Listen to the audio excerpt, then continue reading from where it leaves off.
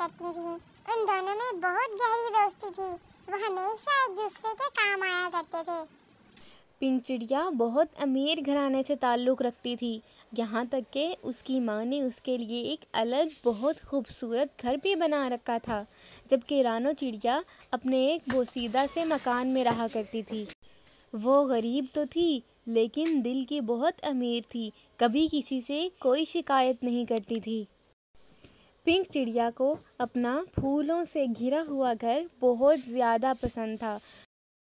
اس کے گھر کے بالکل پاس ہی اس کی ماں کا بھی گھر تھا، جو کہ اس کی ایک بار جنگل میں بہت زوروں کی برف باری ہوئی اور اس طوفان میں بیچاری رانو چڑیا کا گھر برباد ہو گیا، کیونکہ اس کا مکان پہلے ہی بوسیدہ تھا اور طوفان نے اس کے مکان کو بالکل ہی ختم کر دیا تھا۔ وہ بہت پریشان تھی۔ وہ اپنی دکھ بھری داستان سنانے کے لیے وہ پنکی چڑیا کے گھر رخ کرتی ہے۔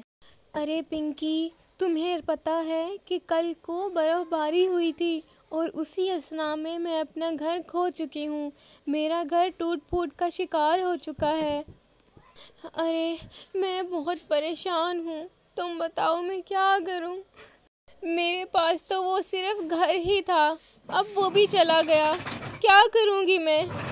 پنکی رانو کی بات بہت غور سے سنتی ہے، لیکن فی الحال اسے کوئی ترکیب سمجھ میں نہیں آ رہی ہوتی۔ وہ رانو کو دلاسا دے کر اپنے گھر آ جاتی ہے۔ ماما عید الاضحیٰ آنے والی ہے نا، ہم عید الاضحیٰ کیوں مناتے ہیں ماما؟ اس کی کوئی خاص وجہ؟ ہم قربانی کیوں کرتے ہیں ماما، بتائیں؟ پنکی چڑیا کی ماں اس کی بات بہت غور سے سنتی ہے اور جواب دیتی ہے، ارے میری پیاری بچی، ہم عید الاضحیٰ حضرت ابراہیم علیہ السلام کے بیٹے حضرت اسماعیل علیہ السلام کی قربانی کی یاد میں مناتے ہیں۔ پنکی چڑیا کی ماں بیمار رہتی تھی، اس لیے سانس لینے کو تھوڑی دیر رکی۔ اور میری پیاری بچی، حضرت ابراہیم علیہ السلام نے اپنی سب سے پیاری چیز اللہ کی راہ میں قربان کرنا چاہی۔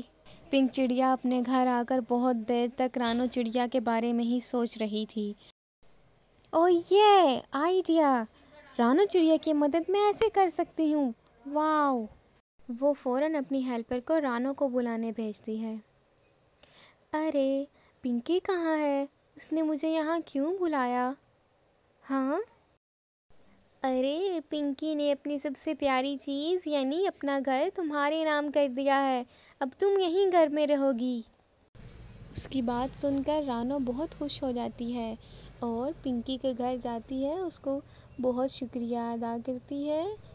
پنک چڑیا بھی اب بہت مطمئن تھی۔